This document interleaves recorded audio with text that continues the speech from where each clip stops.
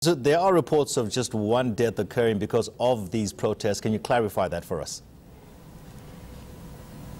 We now have concrete verification from the police, and we are told that there is indeed one person that has died in Mahikeng, but this is not related to the protest that we've seen unfolding here. They do say that this person was part of an armed robbery that took place in Mahikeng, and a police chase ensued, and this person was subsequently killed throughout the exchange of gunfire there. So the person that did die is not related to the protest that we've seen here in Mahikeng.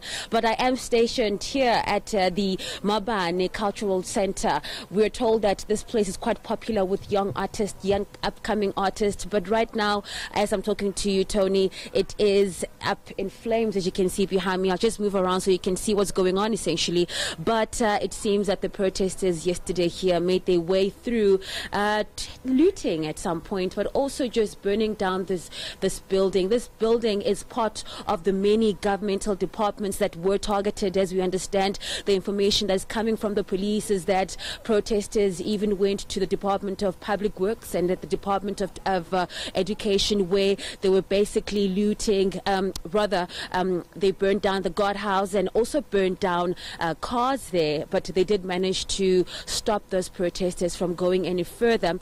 We also understand that the number of arrests has also increased. We're standing at 23 arrests now.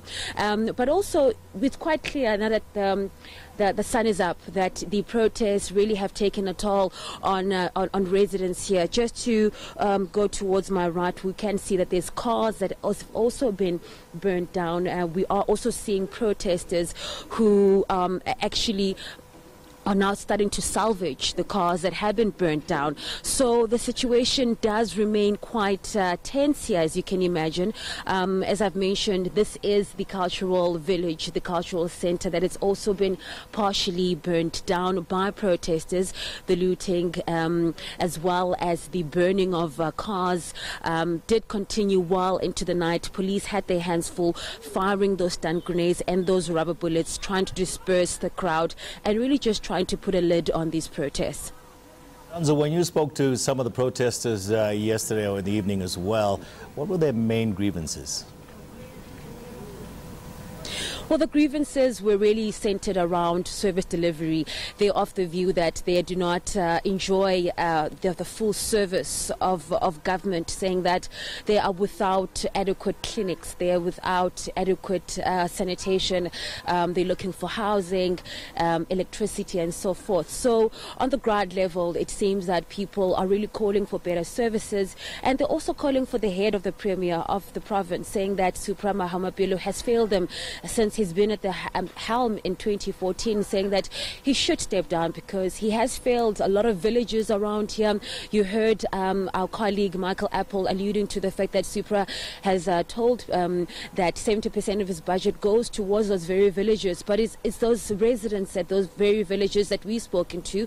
One of those villages called Top Village, people there saying that they don't enjoy any services. They are in dire need of basic things like health care and so forth. We know that there has been a go slow by medical authorities here in Mahikeng, where we saw a slow delivery of medication, very frustrating the people on the ground, obviously with chronic medicines and so forth. This was obviously an action that was taken by the unions here, who were also demonstrating their dissatisfaction with regards to the appointment of the HOD of Health, who was, as we understand, was really taken off his duties yesterday.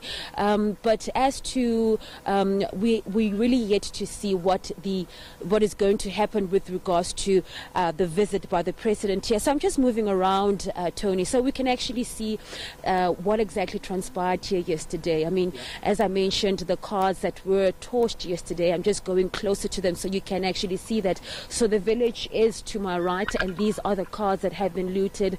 We did see a police signala. We are seeing police officers right here, right next to us, who are obviously holding guns that just ready to spread those rubber bullets just in case things get out of control.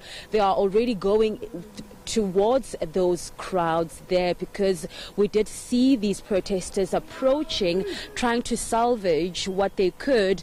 There is more police officers that are coming in. We are also understanding that police officers have been roped in from as far as head office in Pretoria and also surrounding areas around the Northwest Province. So this were the scenes that we were seeing yesterday, Tony, where police had their hands full trying to curb these protests, these Mahikeng protests that have been happening. We are seeing that seems to be a reinforcement.